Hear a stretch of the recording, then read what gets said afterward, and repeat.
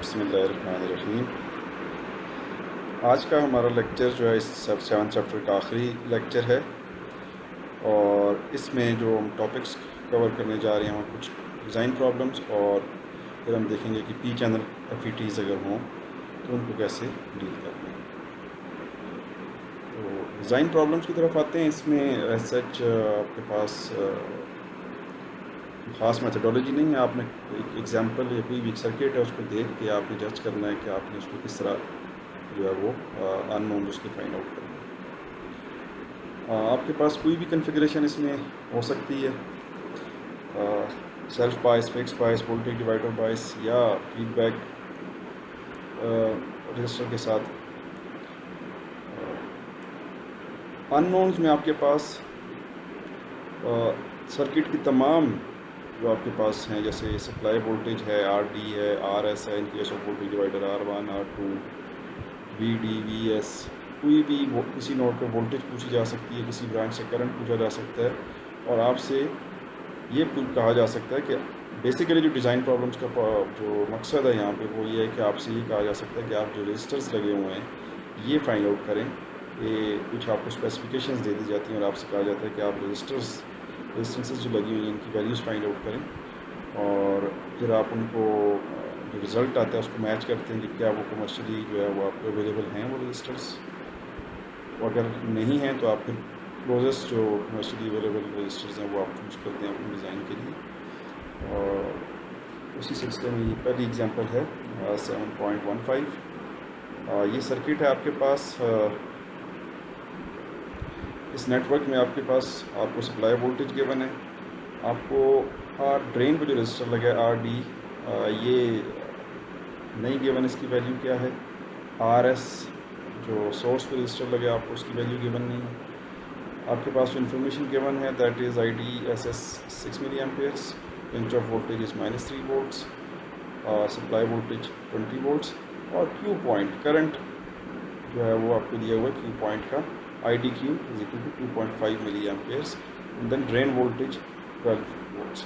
Basically drain voltage जो है और ये जो है ये दोनों आपको क्यू पॉइंट के दिए हुए हैं, दैट मीन्स ये जो है आपके पास VDQ होगा बेसिकली। तो एग्जांपल में पूछ रहे हैं जी कि for the network the levels of VDQ and IDQ are specified. ये IDQ आपको गिवन है, सिमिलरली आपको VDQ ड्रेन वोल्टेज गिवन है।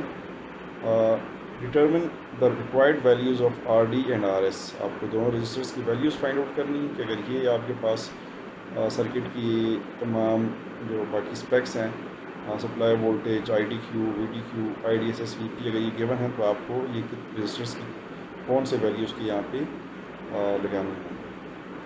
और फिर वो कह रहे हैं कि what are the closest standard commercial values, तो वो आपने आखिर में देखना है कि कमर्शियली अवेलेबल जो रजिस्टर्स हैं वो किस वैल्यू के हैं और आपके पास जो रिज़ल्ट है वो कौन सा है। तो अगर हम RD की बात करें तो ये तो स्ट्रेट अवे हमें नज़र आ रहा है कि बड़ी आसानी से हम फाइंड आउट कर सकते हैं कि हमें इस नोड पे वोल्टेज मालूम है दैट इज़ 20 वोल्ट्स, हमें इस नोड पे वोल्टेज मालूम है दैट इज़ 12 वोल्ट्स VD, तो और हमें करंट मालूम है। तो हम कह सकते हैं कि this voltage minus this voltage, current की डायरेक्शन ये डाउनवर्ड दी हुई है, this voltage minus this voltage divided by RD, आपके पास ये करंट आना चाहिए, तो वोल्टेज बाय करंट। तो इक्वेशन आप लिख सकते हैं IDQ is equal to VDD minus VD divided by RD। वहाँ से आप RD को इस फॉर्म में लिख सकते हैं जो उन्होंने डायरेक्ट लिखी है, VRD by IDQ that is VDD minus VDQ divided by ID। आपके पास ये तीनों क्वांटिटीज़ नोन है। आप 12 volts minus 20 volts minus 12 volts divided by 2.5 milli amperes, result जो है वो आपके पास आ रहा था 3.2 किलो ओम्स। और जो कमर्शियली आपके पास जो वैल्यू इसकी अवेलेबल है दैट इज़ 3.3 किलो ओम्स। तो आप 3.2 आपने डिज़ाइन में इसकी वैल्यू फाइंड आउट की, लेकिन आपके पास ये कमर्शियली अवेलेबल नहीं है रजिस्टर। तो जब आप इसको सर्किट कहीं बना रहे होंगे तो उस वक्त आपने इसके क्लोजेस्ट जो वैल्यू आपको अवेलेबल है वो आप यूज़ करेंगे। इसी तरह अब आपके पास चूँकि IDQ गिवन, आपकी IDQ ऑलरेडी गिवन है इस क्वेश्चन में, इस सर्किट में, आपने करना क्या है कि आपने प्लॉट करना है अब इस IDQ की वैल्यू को, और वो है ये नेक्स्ट इस स्लाइड में। आपने डिवाइस की कैरेक्टरिस्टिक्स ड्रॉ कर लेनी है। ये प्रॉब्लम इसलिए नहीं है कि आपके पास जो वैल्यूज़ हैं IDSS और BP, ये दोनों वैल्यूज़ गिवन है। इसकी मदद से आप 4 पॉइंट्स प्लॉट करके आप जो है वो ये N चैनल डिवाइस की कैरेक्टरिस्टिक्स को ड्रॉ कर लेंगे। अब इन्होंने यहाँ पर पॉइंट्स नहीं बताए, क्यों? इस वक्त तक आप इस काबिल हो चुके हैं कि आप ये खुद ड्रॉ कर सकें, इसलिए इस एग्जांपल में वो पॉइंट्स आपको कैलकुलेट करके नहीं बताए गए। तो आपने ये वाला जो प्रोसेस है ये आप पहले पढ़ चुके हैं, ये आपने फिर परफॉर्म करना है। अब जब ये ड्रॉ कर लेंगे तो उसके बाद आपने जो कि IDQ की वैल्यू गिवन है आपको क्वेश्चन में 2.5 मिली एम्पेयर्स, वो आपने यहाँ पे इस एक्सिस पे वो वैल्यू उठानी है।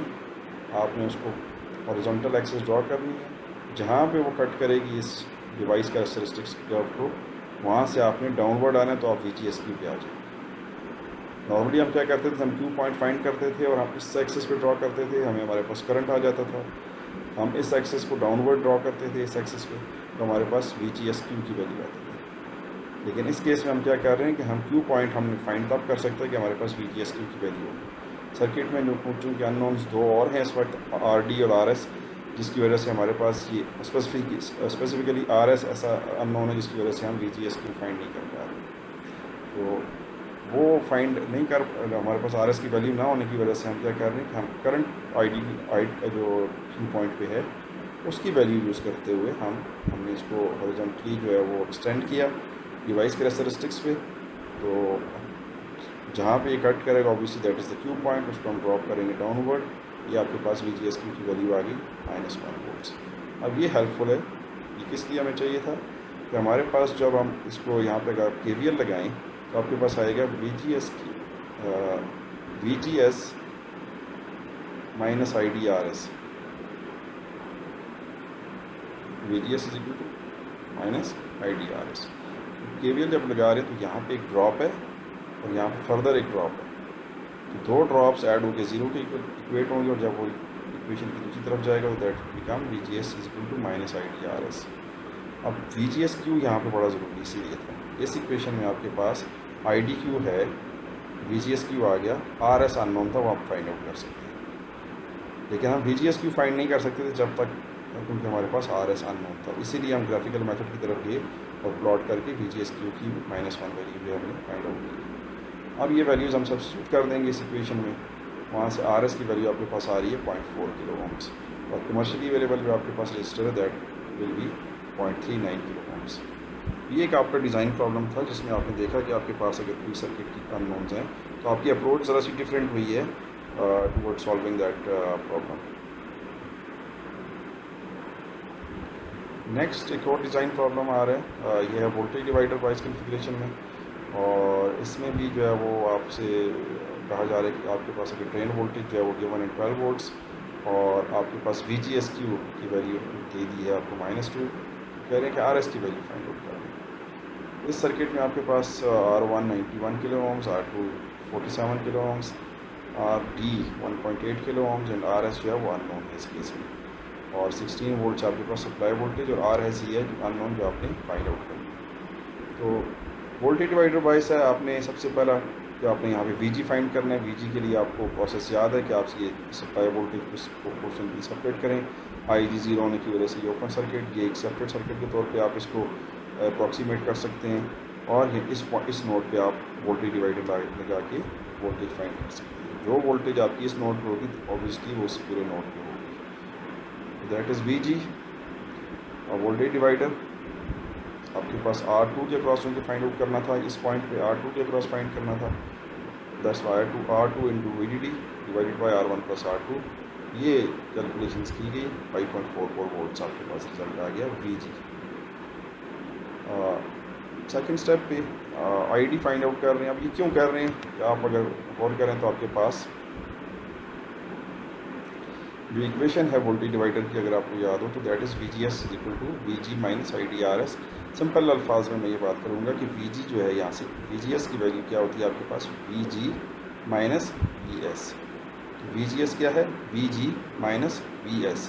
ये VS है, VS को आप फर्दर क्या लिखते हैं, इसके क्रॉस क्या है, VS है, इसके क्रॉस वोल्टेज ड्रॉप क्या है, VS है। क्यों, ग्राउंड से इस पॉइंट नोड तक क्या वोल्टेज बनेगी, वही VS बनेगी। ये सोर्स टर्मिनल है, सोर्स जो है वी एस क्या होगा, इस नोड से लेके ग्राउंड तक। तो यहाँ पे नज़र आ रहा है कि वो वही वोल्टेज होगी जो आर एस के क्रॉस ड्रॉप होगी, ये सेम वोल्टेज होगी, क्योंकि वो भी अब वी एस भी इस नोड से लेके ग्राउंड तक है और आर एस के क्रॉस जो ड्रॉप है वो भी इस नोड से ग्राउंड तक है। तो आपके पास V G S is equal to V G minus V S होता है। तो वी एस के वी आर एस कह लें इस केस में, ये दोनों इक्वल हैं, वी आर एस और P S, that is equal to I D R S. I D यहाँ से फ्लो हो रहा है, नीचे इस ब्रांच में भी आ रहा है, इसलिए हमें अब जो हमारे पास जो इस इक्वेशन को देखते हुए हमारे पास वी जी एक अननोन था, एक आई डी अननोन है, एक आर एस अननोन है, सिर्फ वी जी एस गिवन है, दैट इज़ -2 वोल्ट्स। तो हमने वी जी तो फाइंड कर लिया पहले स्टेप में। ये समझाने का मेरा मकसद ये है कि आप जो है वो इसको याद करके नहीं आएंगे कि हमें इस तरह सॉल्व करना है। बेसिकली आप इसको रिवर्स इंजीनियरिंग करेंगे कि हमें चाहिए क्या, हमें आर एस चाहिए, आर एस हमारे पास इस इक्वेशन में आ रहा है। तो हमारे पास अगर ये इक्वेशन माइंड में होगी, विल नो कि जी हमें कौन कौन सी क्वांटिटीज़ पहले फाइंड आउट करनी है। वी जी एस हमें क्वेश्चन में गिवन है इस सर्किट में, वी जी की वैल्यू अननोन थी, आई डी की वैल्यू अननोन थी, आर एस की वैल्यू अननोन है। तो हमने वी जी को फाइंड आउट किया वोल्टेज डिवाइडर से। आई डी की वैल्यू हम फाइंड आउट कर सकते हैं कैसे, कि हमारे पास सप्लाई वोल्टेज गिवन है, इस नोड पे वोल्टेज गिवन है, this voltage minus this voltage divided by this resistance हमारे पास आई डी आ जाएगा, और वही हुआ V D D minus V D divided by R D. ये आपने 16 - 12 डिवाइडेड बाई 1.8 किलो ओम्स किया, 2.2 मिली एम्पियर्स करंट भी आ गया। अब इस इक्वेशन में हमारे पास सिर्फ एक अननोन रह गया, दैट इज़ आर एस, और वही आर एस हमने जो है बाकी तमाम वैल्यू सब्स्टिट्यूट की और आर एस हमने फाइंड आउट किया, that comes out to be 3.35 kilo ohms. और जो कमर्शियली अवेलेबल है वो 3.3 किलो ओम्स है, बहुत ही करीब है, और ये बड़े आराम से इस 3.35 की जगह हम कमर्शियली अवेलेबल 3.3 किलो ओम्स का रजिस्टर यूज़ कर सकते हैं। नेक्स्ट एग्जांपल है हमारे पास 7.17। इसमें हमें वी डी एस और आई डी की वैल्यूज़ दी हुई हैं और उनका रिलेशन क्या दिया हुआ है, वो है basically V D S is half of V D D, कि जो भी वी डी डी की वैल्यू होगी इस सर्किट में, वी डी एस उसके हाफ, वी डी डी के हाफ आप जो हाफ करेंगे तो आपके पास वी डी एस की वैल्यू आएगी। और इसी तरह वो बता रहे हैं कि आई डी जो है that is equal to I D on. I D on आपको गिवन है 4 मिली एम्पेयर, इट मीन्स आपके पास आई डी की वैल्यू भी गिवन है 4 मिली एम्पेयर। और आई डी की ये वैल्यू कौन सी है, ऑब्वियसली ये ड्यू पॉइंट की है, क्योंकि आई डी आपके पास अगर फंक्शन सर्किट जो है वो ऑपरेशनल है तो उस पर जो करंट फ्लो है दैट इज़ आई डी, और वही आई डी की होगा। Determine the levels of V D D and R D. आपके पास वी डी डी और आर डी आपसे पूछा गया है। सबसे पहली चीज़ है वो ये देखने की है कि आपके पास गेट पे करंट ज़ीरो है। गेट पे अगर आपके पास करंट ज़ीरो है, इसका मतलब है कि ये करंट गेट पे करंट, ये करंट ज़ीरो होने की वजह से यहाँ पे वोल्टेज ड्रॉप ज़ीरो होगा। ये सर्किट हम पहले देख चुके हैं। ये आपके पास जब करंट ज़ीरो है, ये मेरे जो क्वेश्चन है ये बेसिकली आपके पास एनहांसमेंट टाइप मॉसफेट का बन रहा है। ये उसमें उस केस में भी हमने वहाँ पे भी स्टडी किया है इस किस्म के एक सर्किट कि आपके पास जब ये करंट आई जी गेट पे करंट ज़ीरो है, इसका मतलब ये है कि आपके पास इस रेजिस्टेंस के अक्रॉस वोल्टेज ड्रॉप ज़ीरो है। वोल्टेज ड्रॉप ज़ीरो होने से मुराद ये है कि आपके पास शॉर्ट सर्किट है। इससे जो फाइनल हम जो रिज़ल्ट अखज़ कर रहे हैं वो ये है कि आपके पास ड्रेन और गेट एक ही वोल्टेज पे है, ठीक है जी। ड्रेन और गेट एक ही वोल्टेज पे हैं, इसका मतलब ये हुआ कि ड्रेन से सोर्स वोल्टेज देखी जाए या गेट से सोर्स, तो वो बराबर होनी चाहिए, इसलिए कि ये गेट और ड्रेन आपस में शॉर्टेड हैं।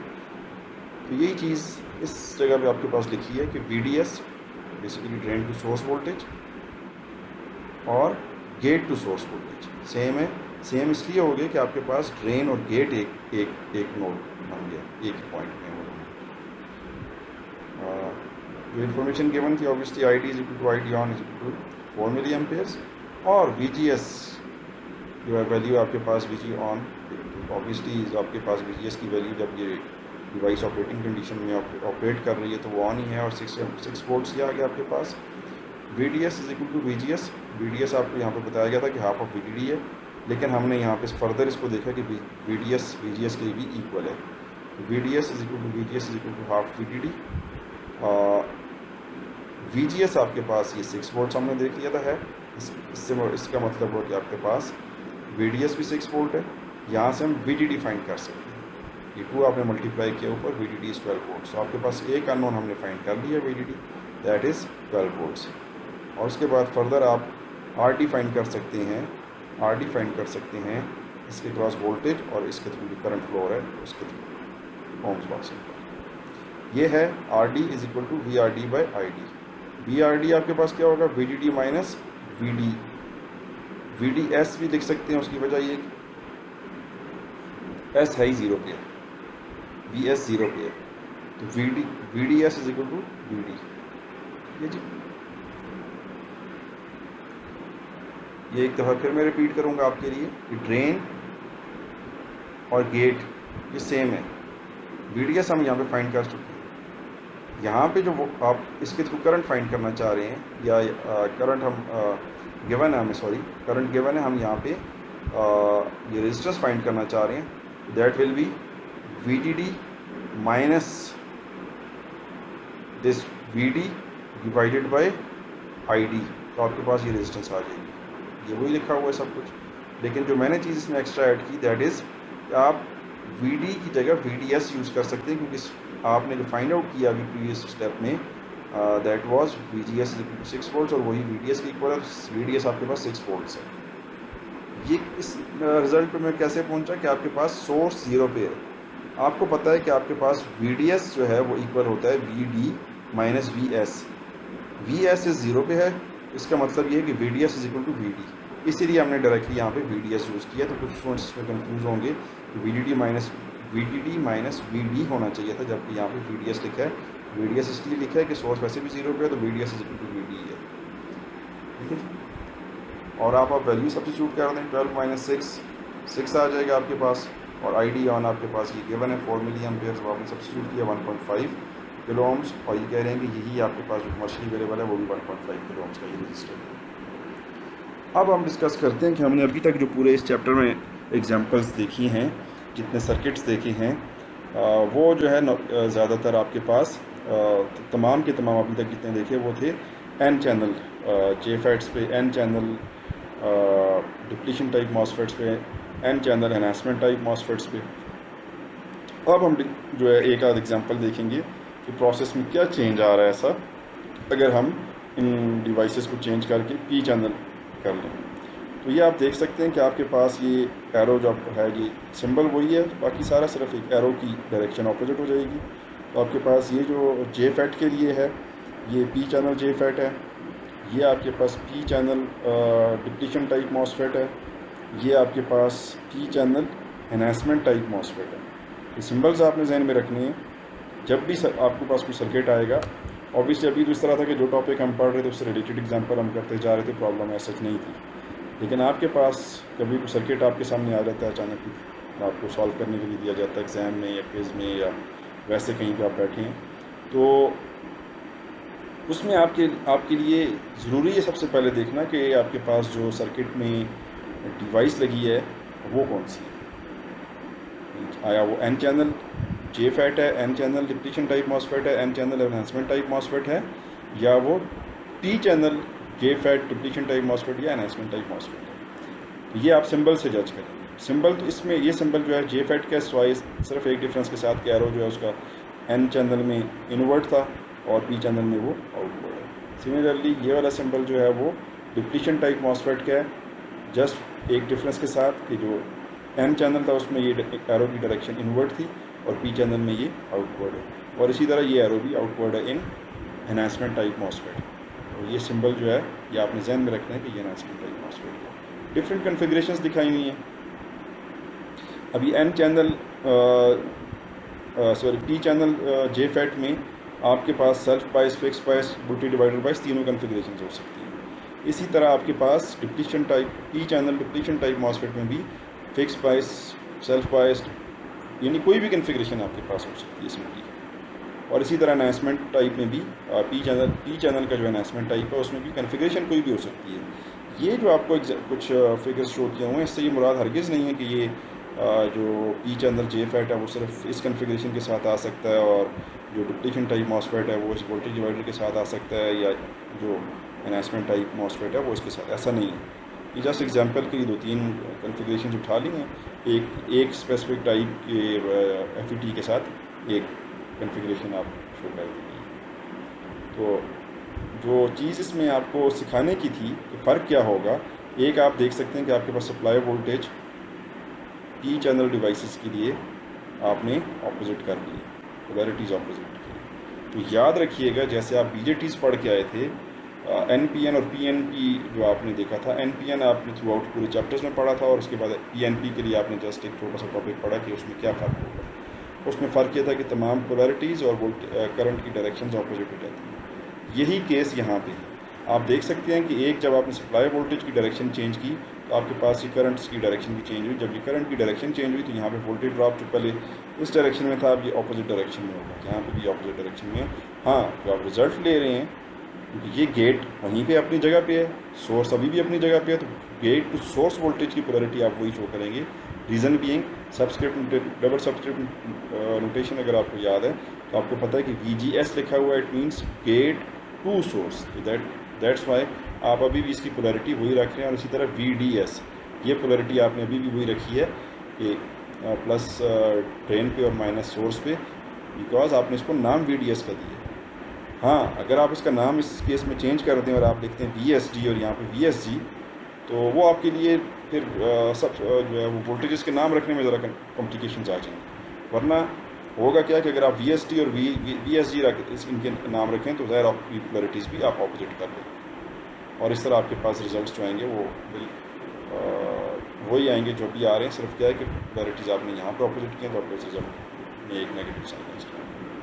हमें इसको चेंज करने की ज़रूरत नहीं है। ऑब्वियसली अगर इसका रिजल्ट पॉजिटिव आया तो वी अंडरस्टैंड कि जो हमने जो पोलैरिटी कंसिडर की थी दैट इज़ करेक्ट। अगर नेगेटिव आ गया तो हम समझ जाएंगे कि इसकी पोलैरिटी ऑपोजिट थी, तो इसका डिफरेंस नहीं है, क्योंकि ये एक अननोन है, इसका डिफरेंस नहीं है। लेकिन जो सर्किट में बाकी पोलैरिटीज़ हैं, तमाम करंट की डायरेक्शन और पोलैरिटीज़ चेंज हो जाएंगी। और ये तमाम के लिए बात कर रहा हूँ P चैनल डिवाइसेस में as compare to N channel के लिए। हमने N चैनल में देखा कि drain to source current flow हो रहा था, और जो सप्लाई वोल्टेज है उसकी वैल्यू पॉजिटिव शो की थी, मीन्स कि पहले ड्रेन के साथ पॉजिटिव टर्मिनल था और सोर्स के साथ नेगेटिव टर्मिनल कनेक्टेड था। यही चीज़ आप यहाँ पे देख सकते हैं, और सेम यहाँ पे तीनों में VDD नेगेटिव है और करंट की डायरेक्शंस ऑपोजिट होगी। जब आपके पास करंट की डायरेक्शन ऑपोजिट है और VDD ऑपोजिट डायरेक्शन, तो उस वजह से आप देखें कि कैरेक्टरिस्टिक कर्व जो आपके पास N चैनल में बनती थी वो इस क्वाड्रेंट में बनती थी, सेकंड में, जहाँ पे आपके पास पिंच ऑफ वोल्टेज नेगेटिव होती थी। इस केस में P चैनल में आपके पास pinch off voltage positive side पर होती है, वो भी आपके पास पॉजिटिव हो रही है। इसलिए अब आपके पास VGS की पॉजिटिव वैल्यूज़ के लिए वो पिंच ऑफ की वैल्यू पॉजिटिव वैल्यू आएगी। IDSS की वैल्यू ऑब्वियसली पहले भी पॉजिटिव एक्सिस पे थी, अब भी पॉजिटिव एक्सिस पे है, तो आपके पास जो डिवाइस की कैरेक्टरिस्टिक्स बन रही हैं वो ये बन रही हैं। ठीक है जी, डिवाइस की कैरेक्टरिस्टिक्स आपके पास ये बनेंगी। उसके ऊपर आपने नेटवर्क की लाइन ड्रॉ की तो अब आपके पास Q पॉइंट इस फर्स्ट क्वाड्रेंट में बन रहा है। सिमिलरली आपके पास हमने देख रहे हैं कि डिप्लीशन टाइप मॉसफेट में एक वोल्टेज डिवाइडर कन्फिगरेशन लेके देखी, तो डिवाइस की कैरेक्टरिस्टिक्स अब हमेशा आपके पास इस क्वाड्रेंट में जो है वो लाई कर रही हैं। और for JFET and depletion type MOSFET, क्योंकि ये दोनों शॉकलेस इक्वेशन को फॉलो कर रहे थे, तो आपके पास ये डिवाइस कैरेक्टरिस्टिक्स ड्रॉ हो रही हैं। ये जो वोल्टेज डिवाइडर है इसकी इसका जो नेटवर्क की लाइन है वो इस क्वाड्रेंट से स्टार्ट होकर इधर आ रही है। अगर आपको वहाँ पे याद हो तो वो इस तरफ से स्टार्ट होकर इस तरफ आ रही थी, इस तरह, और जो एक्सिस को वो जो उसका इंटरसेप्ट था वो VG/RS था, यहाँ पर भी वही है। और ये आपके पास जो इंटरसेक्ट करेगा इस डिवाइस की कैरेक्टरिस्टिक को, वो आपके पास Q पॉइंट आ जाएगा। फ़र्क और तीसरा जो कॉन्फ़िगरेशन देख रहे हैं that is P channel enhancement type MOSFET. तो आपको याद होगा N channel enhancement type MOSFET में आपके पास यहाँ से आके VGS/TH से ये फंक्शन ऊपर की तरफ करंट इंक्रीज़ करता था, और आपके पास VGS ऑन का एक एरिया आता था। ठीक है जी, इस केस में आप देखें तो इसने ऑपोजिट डायरेक्शन ले ली है, इस डायरेक्शन में ये प्लॉट होगा फॉर P चैनल डिवाइसेस, और नेटवर्क की लाइन ये आ गई जहाँ पे इंटरसेक्ट करेगी, बाकी सारा प्रोसेस उसी तरह ही। तो आपको ऐसा कोई प्रोसेस में चेंज इतनी ऐसा नहीं करनी है। आपने एक एग्जांपल अभी हम करके देखेंगे। तो आपने क्या कि सर्किट में ऑलरेडी इन्होंने पोलैरिटीज़ चेंज कर दी हैं, करंट की डायरेक्शंस ऑपोजिट कर दी हैं। तो आपको ऐसा कोई बहुत ज़्यादा इसकी जब एग्जांपल्स पे सर्किट्स को आप सॉल्व करने जा रहे होंगे तो आपको ऐसा बहुत ज़्यादा कोई प्रॉब्लम नहीं होगी। ये जस्ट आपको एक ओवरव्यू दिया कि इनकी प्लॉटिंग में फ़र्क किस तरह होगा। हाँ, डिवाइस की कैरेक्टरिस्टिक्स सेम, वही 4 पॉइंट्स, कोई चेंज करने की ज़रूरत नहीं है। 4 पॉइंट्स उसी तरह करेंगे, आप प्लॉट करेंगे, 4 पॉइंट्स उसी तरह लेंगे, प्लॉट करेंगे। यहाँ पे एक चीज़ बताता चलूँ जो आपके वैसे जहन में होनी चाहिए थी कि डिप्लीशन टाइप मॉसफेट में अगर आपको याद हो तो ये हम थोड़ा सा पॉजिटिव एक्सेस की तरफ जाते थे। यहाँ पे डिवाइस की कैरेक्टरिस्टिक्स को ये यहाँ पे VGS = VP की वैल्यू से लेके हम प्लॉट करते थे IDSS, और फर्दर वहाँ से एक आध VGS +1 या +2 तक हम जाते थे प्लॉट करने के लिए। इस केस में आप ये फर्दर इसको एक्सटेंड करके -1 या -2 तक जा सकते हैं VGS की वैल्यूज़ की। ये इन्होंने यहाँ तक प्लॉट किया, ये ज़रूरी नहीं है यहाँ तक हो, या आप फर्दर अगर आपको रिक्वायरमेंट है तो आप ज़रूर इस तरफ भी जा सकते हैं। उसकी वजह क्या है कि अगर ये लाइन जो नेटवर्क की है वो इधर है, वो अगर हम VG की वैल्यू बहुत बढ़ा लें, बढ़ जाए हमारे पास, या RS की वैल्यू बहुत ज़्यादा कम हो जाए, तो ऑब्वियसली ये लाइन का स्लोप इस तरह चला जाएगा। तो यहाँ पे फिर वो इसको कट नहीं कर रहा इस तरफ पे, तो वो हम अगर इस तरफ यहाँ तक एक्सटेंड कर लेंगे -1 या -2 तक इसको और प्लॉट कर लेंगे, तो ये जो नेटवर्क की लाइन है उसको यहाँ पे इंटरसेक्ट करेंगे। ठीक है जी। अब आते हैं एग्जाम्पल की तरफ 7.18। कह रहे हैं determine IDQ, VGSQ and VDS for the P channel JFET। ये P चैनल JFET आपको दिया है, R1, R2, RD, RS की वैल्यूज़ गिवन है आपको सप्लाई वोल्टेज भी गिवन है -20, जिस तरह अभी थोड़ी देर पहले बात हुई, और आपको ये एरोस की डायरेक्शंस भी बता रही हैं, करंट की डायरेक्शंस इस डायरेक्शन में। VGS की प्रायोरिटी मैंने आपसे कहा था चेंज नहीं कर रहे हैं हम, क्योंकि उसका नाम जो रखा हुआ है गेट टू सोर्स, गेट अभी भी यही है, सोर्स अभी भी यही है, तो इस वजह से इसका नाम हमने ऐसा चेंज, इसकी प्रायोरिटी चेंज नहीं की। VDS की भी प्रायोरिटी चेंज नहीं की, क्योंकि ड्रेन इधर ही है अपनी जगह पे और सोर्स भी अपनी जगह पे वैसा का वैसा ही है, तो VDS की प्रायोरिटी यही बनेगी। IDSS गिवन है 8 मिली एम्पेयर, और VP आपको गिवन है 4 वोल्ट्स। ये एक वोल्टेज डिवाइडर कन्फिग्रेशन है। हमें पता है कि जब वोल्टेज डिवाइडर कन्फिग्रेशन की तरफ जा रहे हैं, सबसे पहला जो हम स्टेप जो हम इसका रिजल्ट लेने के लिए कर सकते हैं, दैट इज़ VG। तो VG आप सॉल्व करने के लिए जा रहे हैं, आपने कुछ भी देखें इसमें प्रोसेस में, आप देखेंगे कि आपने ऐसा कुछ बहुत ज़्यादा नया काम कुछ नहीं कर रहे हैं, जो आप ऑलरेडी पढ़ चुके हैं वही है। फ़र्क क्या किया आपने, कि आपने R2 के क्रॉस वोल्टेज फाइंड करनी थी, R2 × VDD divide by R1 + R2, R1 ये है, R2 ये है, आपने सारी वैल्यू सब्स्टिट्यूट की। आप देख सकते हैं कि VDD की वैल्यू यहाँ पर नेगेटिव सब्स्टिट्यूट की, क्योंकि ऑलरेडी आपको गिवन है। ठीक है जी। अब आप अगर यहाँ पे KVL लगाएं तो आप देख सकते हैं कि इस नोड पे क्या है, VG है आपके पास, तो ये आपके पास एक VG है, देन आपके पास ड्रॉप है VGS का, देन आपके पास राइज है एक IDRS या ISRS या IDRS का, इस VRS के नाम से। वही KVL लगा के आपने किया, VGS यहाँ से आपने फाइंड किया, VG + IDRS। आप देख सकते हैं कि इस इक्वेशन में और जो पुरानी एक इक्वेशन आपने फाइंड आउट वोल्टेज डिवाइडर के लिए की थी, उसमें क्या फ़र्क है कि पहले आप देखते थे कि VGS = VG - IDRS के नाम से आपके पास जो मेरे ख्याल में डिराइव हुई थी वो इस तरह थी, लेकिन अब आप देख सकते हैं कि इसका साइन यहाँ पे चेंज हो गया, और आपने खुद कुछ नहीं किया, आपने चेंज नहीं किया, आपने KVL लगाया, बाय डिफ़ॉल्ट आ गया, आपने परेशान नहीं होना। इसीलिए मैं आपसे रिक्वेस्ट करता हूँ स्टूडेंट से कि आप इक्वेशंस को जो है वो याद करके नहीं आए। अगर वो N चैनल या P चैनल है, या उसका कोई साइन का मसला है, या यहाँ हो सकता है N चैनल में आपको अगर नेगेटिव पोलैरिटी के साथ कोई दे दे, क्वेश्चन है, ठीक है, वो उसकी डोपिंग इस तरह की है या वो ऑन नहीं होगा, लेकिन मैं एक एग्जांपल दे रहा हूँ, क्योंकि दे दे और आपसे के सॉल्व करने बैठ जाएँ तो वो स्टूडेंट्स जो हैं वो परेशान हो जाएंगे कि इसकी क्या इक्वेशन यूज़ करनी है। सिंपल, मैं अपने स्टूडेंट्स को कहता हूँ कि आप VGS की वैल्यू के लिए इस तरफ आप एक KVL लगाएं, VDS के लिए आप इस तरफ एक KVL लगाएं, तो आपके पास इक्वेशंस में जो अननोन क्वांटिटीज़ हैं वो आ जाती हैं, लाई कर जाती हैं, और आप इस तरह फाइंड आउट कर सकते हैं। तो ये हमने सिंपल KVL लगा के इक्वेशन फाइंड आउट की। हमें कोई गर्ज़ नहीं है कि इसमें प्लस साइन कैसे आया, हमने KVL लगाया, अगर हमने बाय रूल वो ठीक KVL लगाया तो जो रिज़ल्ट आया वो हमें एक्सेप्टेबल है। अब हमने, चूँकि ये एक इक्वेशन आई है, इसमें हम देख सकते हैं कि हम नेटवर्क की लाइन ड्रॉ कर सकते हैं। हम नेटवर्क की लाइन किस तरह ड्रॉ कर सकते हैं कि इसमें ID है, VGS है, अगर हम ID को 0 सब्स्टिट्यूट करें तो VGS = VG। ठीक है जी, VGS = VG। VG हम ऑलरेडी फाइंड आउट कर चुके हैं -4.55, हमने ये VGS भी फाइंड कर लिया। इस तरह आप देख सकते हैं कि ये 4.55 एक पॉइंट प्लॉट किया एट ID = 0, इस एक्सिस पे ID 0 है। अब सेकंड पॉइंट के लिए VGS को 0 सब्स्टिट्यूट किया इसी इक्वेशन में, VGS को आप 0 सब्स्टिट्यूट करेंगे तो VG =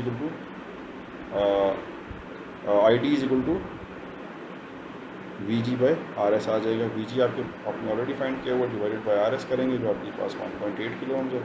तो आप देख सकते हैं कि ये रिजल्ट आ गया आपके पास 2.53 मिली एम्पेयर्स। तो ये 2.53 मिली एम्पेयर्स इधर आ रहा है वी जी एस जीरो पे, इस पूरे एक्सेस पे वी जी एस जीरो है और आई डी की वैल्यू आपने फाइंड आउट कर दी। ये नेटवर्क की लाइन आपने ड्रॉ कर दी। इसी तरह आपने डिवाइस की, अब इस एग्जांपल में उसने आपको डिवाइस की कैरेक्टरिस्टिक से पॉइंट नहीं ड्रॉ करना सिखाए, लेकिन मैंने जैसे पहले कहा कि आपके लिए ये पॉइंट सेम वही मेथड है, कोई फ़र्क नहीं है, कोई चेंज नहीं है, आप ये फाइंड आउट कर रहे हैं। जहाँ पे दोनों जो फंक्शंस हैं ये इंटरसेक्ट करेंगे वहाँ पे आपने, अगर आप उसको एक्स एक्सिस पे ड्रॉप करें तो आपके पास वी जी एस क्यू की वैल्यू आ जाएगी, अगर आप उसको वाई एक्सिस पे ड्रॉप करें तो आपके पास आई डी क्यू की वैल्यू आ जाएगी। ठीक है जी, और यही आपके पास रिक्वायर्ड था कि आई डी क्यू फाइंड करें और V D S Q find करें, और एक था आपके पास वी डी एस फाइंड करें। जी, वी डी एस फाइंड करें। तो वी डी एस के लिए मैंने आपसे अभी जिक्र किया कि अगर आपको फाइंड करना है तो आप ये केवीएल लगाएंगे। तो आपके पास एक ये ड्रॉप है, ये वी डी एस राइज़ है, फिर आपके पास ये ड्रॉप आएगा और फिर आपके पास ये राइज़ आएगा। क्यों राइज़ आएगा कि ये पहले माइनस नेगेटिव टर्मिनल आएगा फिर पॉजिटिव टर्मिनल आएगा। तो वही आप देख सकते हैं इसमें, माइनस आई डी आर एस एक ड्रॉप था प्लस वी डी एस एक राइज था, माइनस आई डी आर डी एक ड्रॉप था और फिर वी डी डी राइज था। तो इसको सारे को रीअरेंज करें वी डी एस की फॉर्म में। वी डी डी आपको गिवन है, आई डी आपने फाइंड कर लिया ये 3.4 मिली एम्पेयर्स, आर डी आपके पास गिवन है, आर एस आपके पास गिवन है, आप ये रिजल्ट वी डी एस भी फाइंड कर लेते हैं। तो ये आपका एक चैप्टर 7 का आज का आखिरी लेक्चर था। होपफुली आप साथ साथ असाइनमेंट कर रहे होंगे जो मैंने दी हुई अपने सेक्शंस को। तो बाकी जो है वो ऑनलाइन क्लास में इंशाल्लाह आपसे क्वेश्चन आंसर होंगे। Thank you.